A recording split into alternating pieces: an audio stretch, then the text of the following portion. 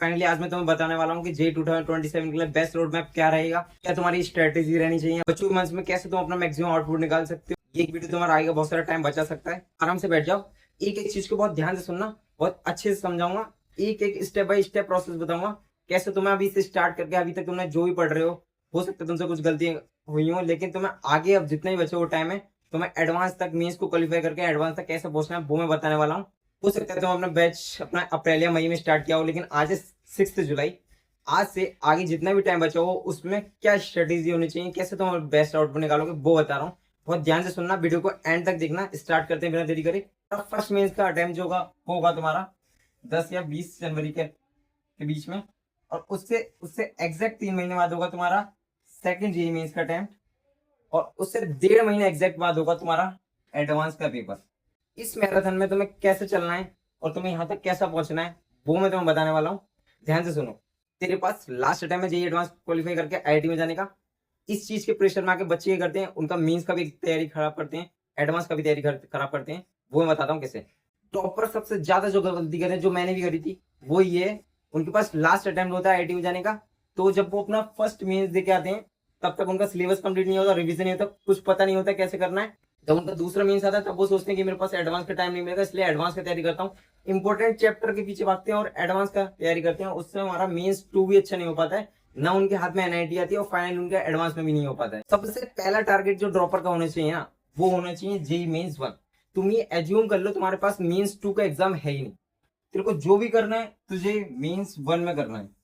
तूने मेंस 1 में बढ़िया कर लिया और एनआईटी सिक्योर कर ली, उसके बाद तेरे पास 3 महीने और 1.5 महीना, 4.5 महीने एडवांस के लिए प्रिपरेशन करेगा। अगर तू इस चीज को समझ गया, इससे बढ़िया कोई चीज नहीं हो सकती है। में तेरा एनआईटी सिक्योर हो गया, 4.5 महीने तुझे अपने सेकंड मेंस के लिए तैयारी करनी है या डायरेक्ट तुझे एडवांस के लिए तैयारी करनी है, और 4.5 महीने बहुत होते हैं एडवांस के लिए तैयार करने के लिए। ठीक है, जेईई मेंस के फर्स्ट अटेम्प्ट के लिए 6 महीने बचे हुए हैं। अब तुझे पढ़ना कैसे बड़ी तरीके से वो मैं बताता हूँ, क्या करना है क्या नहीं करना है, अच्छे से सुनना। सबसे पहला रूल, तेरा सिलेबस कंप्लीट होना चाहिए। कब तक? हो सकता है तो किसी बैच पे पढ़ रहा हो, ठीक है, और तेरे बैच में ई के 15 दिसंबर तक तेरा सिलेबस कंप्लीट होगा, उससे पहले सिलेबस कंप्लीट नहीं होगा। एज्यूम कर तेरा दिसंबर के एंड तक सिलेबस कंप्लीट हो गया, और अब तेरे पास 10 दिन बचे हुए और तेरा मेंस का एग्जाम है। क्या तेरे पास कॉन्फिडेंस होगा? क्या तेरे को सब याद होगा? क्या तूने सारी प्रैक्टिस करी है? क्या तूने सारा रिवीजन करा? नहीं। तुम्हें ये चीज समझनी है कि तुम्हें दिसंबर में जब तुम्हारा सिलेबस खत्म हो रहा है, उसी के साथ साथ तुम्हारा रिवीजन कंप्लीट होना चाहिए, पीवाई की प्रैक्टिस कंप्लीट होनी चाहिए, और तुम्हारे मॉक टेस्ट तुम्हारे लगे हुए होने चाहिए। अगर तुमने ये 3 चीजें कर ली, that is sufficient for getting a good percentile. अपने दिमाग में बिठा ले, जब तेरा बैच में सिलेबस एंड हो रहा हो, उसी के साथ साथ तेरा रिवीजन भी एंड हो रहा हो, उसी के साथ साथ तेरा पीवाई की प्रैक्टिस भी एंड हो रही हो, उसी के साथ साथ तेरा मॉक टेस्ट का प्रैक्टिस भी हो रहा हो, तो तुझे करना क्या है, तुझे कितना घंटा किस चीज के लिए देना है, और तेरा पूरा दिन का क्या शेड्यूल होना चाहिए, वो मैं तुम्हारा बता रहा हूँ। ये शेड्यूल तुम्हें कोई नहीं बताएगा, बेस्ट शेड्यूल बता रहा हूँ। ठीक है, सबसे पहले तो तू उठेगा, ठीक है, उठने के बाद तुझे 3 गिलास पानी पीना है। जब तेरी बॉडी हाइड्रेट रहेगी तो तू फोकस अच्छे से कर पाएगा, लेक्चर को अच्छे से पढ़ पाएगा। 4 घंटे का काम तू हो सकता है 2-2.5 घंटे में कर ले। ठीक है, 3 गिलास पानी पीना है, फ्रेश होना, उसके बाद तुझे 20 मिनट एक्सरसाइज करनी है, जिससे तेरा मेंटल तू ठीक रहेगा। टाइम के बाद फ्रस्ट्रेट होने लगता है माइंड, वो नहीं होगा। तुझे डेली 20 से 30 मिनट एक्सरसाइज करनी है, ठीक है, और ये तुझे तीनों काम, पानी पीना, फ्रेश होना और एक्सरसाइज करना, 1 घंटे में तुझे तीनों निपटाए हैं। और दूसरी बात, तुझे डेली नहाना है, अच्छा ब्रेकफास्ट लेना है, और आज तुझे क्या करना है, किस घंटे में क्या करना है, क्या क्या पढ़ना है, क्या रिवाइज करना है, किसकी क्वेश्चन प्रैक्टिस करनी है, वो सारा लिखना है। और जब मैं प्रिपरेशन कर रहा था तो मेरे पास था एक ऐसा बोर्ड जिसमें मैं पूरा अपना डे का शेड्यूल लिखता था। तुम्हें भी ऐसा बोर्ड ले लेना है, और तुम्हें पूरा सुबह जब तुम उठोगे तो तुम्हें अपना पूरा दिन का शेड्यूल लिखना है इस बोर्ड पर। ठीक है, तीसरा पॉइंट, तुम्हें उसके बाद सुबह उठने के बाद सबसे पहले जब तुम पढ़ाई करने बैठोगे, तुम्हें सबसे तुम्हारा जो वीकेस्ट या तुम्हें टफ सब्जेक्ट लगता है वो तुम्हें पढ़ना है, क्योंकि उस टाइम पे तुम्हारा माइंड रिलैक्स होता है। ठीक है, तो तुम्हें पढ़ने में आसानी होगी, तुम अच्छे समझ पाओगे, अच्छे से याद कर पाओगे। तो तेरा ये स्लॉट होगा 4 घंटे का, तुम्हें 4-4 घंटे के 3 स्लॉट होना है तीनों सब्जेक्ट के लिए। पहला स्लॉट होगा तेरा जो जिसमें तो सबसे वीकेस्ट और टफेस्ट सब्जेक्ट पड़ेगा, उसमें तुझे 2 घंटे का तेरा लेक्चर देख रहा होगा। 2 घंटे में तुझे लेक्चर कंप्लीट करना है, और लेक्चर के साथ साथ ही तुझे नोट्स बनाने हैं। और लेक्चर को तू रिकॉर्डेड फॉर्म में देख, लाइव मत देख। ठीक है, रिकॉर्डेड फॉर्म में देख, 1.5x की स्पीड पर देख। मैं भी ये करता था, समटाइम 1.75 की स्पीड पर भी देखता था, साथ साथ रिकॉर्ड भी करता था। उसके बाद तुझे क्वेश्चन प्रैक्टिस करनी है। ठीक है, क्वेश्चन प्रैक्टिस क्या करनी है, तुझे पीवाई की प्रैक्टिस करनी है। जो चैप्टर तू पढ़ रहा है उसका रिवीजन कर, और उससे पहले जो चैप्टर तू पढ़ चुका है उसके पीवाई को कंप्लीट कर। ठीक है, डेली तुझे 2 घंटा प्रैक्टिस के लिए देना है। इस स्लॉट में तो जो भी सब्जेक्ट पढ़ेगा उसके 2 घंटे तुझे क्वेश्चन प्रैक्टिस करनी है, पीवाईक्यू करनी है और उसके फॉर्मूलेज वगैरह, कॉन्सेप्ट वगैरह का रिवाइज करना है, ठीक है। पहला स्लॉट खत्म होने के बाद तू लंच करेगा। लंच में तेरे को 1 घंटे का टाइम है, ठीक है। आधे घंटे में तू लंच करेगा और 30 मिनट का तू रेस्ट करेगा। उसके बाद फिर तेरा 4 घंटे का एक स्लॉट स्टार्ट होगा, जहां तू दूसरा सब्जेक्ट करेगा। उसमें भी तू 2 घंटे का लेक्चर देखेगा और साथ ही साथ क्वेश्चन प्रैक्टिस करेगा, ठीक है, 2 घंटा उस सब्जेक्ट की। पीवाईक्यू की प्रैक्टिस करनी है, ठीक है। और अगर पीवाईक्यू नहीं बन रहे हैं तो उससे पहले बेसिक क्वेश्चंस की प्रैक्टिस करो। और ये स्लॉट खत्म होने के बाद तो 30 मिनट का ब्रेक रहेगा। और ब्रेक तुम लेने में सबसे बड़ी गलती जो करते हो वो देखते हो, तुम रील्स देखने लगते हो, सोशल मीडिया यूज करते हो। तुम्हें लगता है कि तुम रेस्ट ले रहे हो, वो रेस्ट नहीं, तुम अपने ब्रेन को थका रहे हो और एक ऐसी चीज की प्रैक्टिस कर रहे हो जो तुमको थोड़ी देर बाद वही चीज दोबारा तुमसे मांगेगी। तुमने आधा घंटा रील्स देखी, तुम्हारा मन आधे घंटे बाद बोलेगा दोबारा रील्स देखो। तो तुझे रील्स नहीं देखनी, सोशल मीडिया तुझे बिल्कुल यूज नहीं करना है। एक लेने के ब्रेक तुझे कैसे लेना है, थोड़ा तू टहल ले, वॉक कर ले, रेस्ट ले ले, लेट जा, ठीक है, मेडिटेट कर ले, ऐसा तुझे रेस्ट लेना है, फोन यूज नहीं करना है, ठीक है। और उसके बाद फिर तेरा 4 घंटे का एक स्लॉट स्टार्ट होगा, जो तू थर्ड सब्जेक्ट पढ़ेगा। उसमें भी तुझे सेम करना है, उस दिन का लेक्चर देखना है जो तेरे बैच में होगा।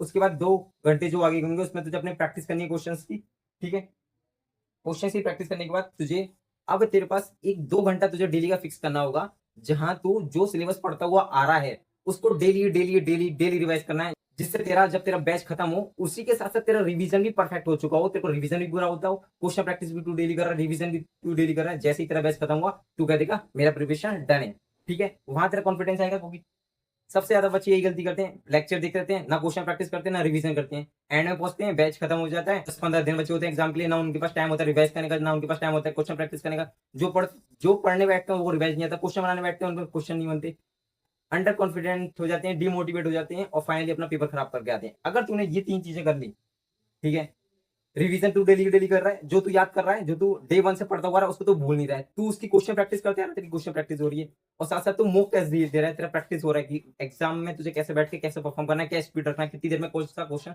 सॉल्व करना है। उसके बाद 2 घंटा तू पूरा जितना भी तू पूरे दिन में पढ़ा है उसको रिवाइज करना है, 2 घंटा।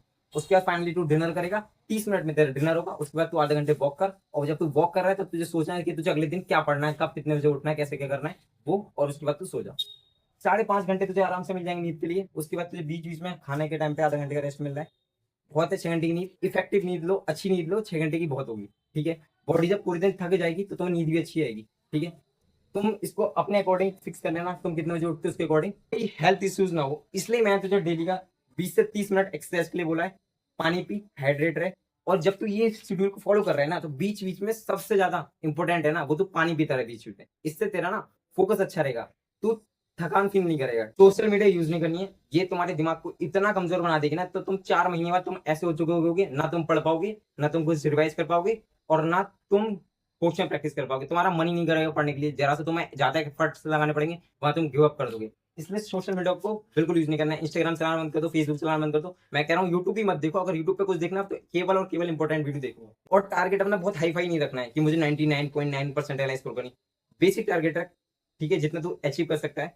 98% मैं रखी हुई है, ठीक है, इतने का टारगेट रख।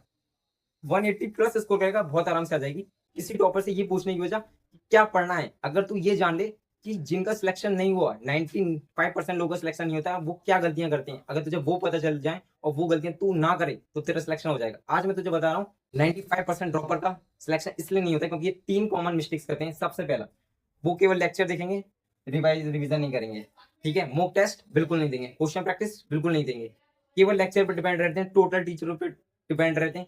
बट टीचर पर डिपेंड नहीं होना है, बैच पर डिपेंड नहीं होना है कि टीचर ही क्वेश्चन प्रैक्टिस कराएगा, टीचर ही रिवीजन कराएगा। वो तो कराएंगे, करा के अलग हो जाएंगे, लेकिन तुझे खुद से करना पड़ेगा।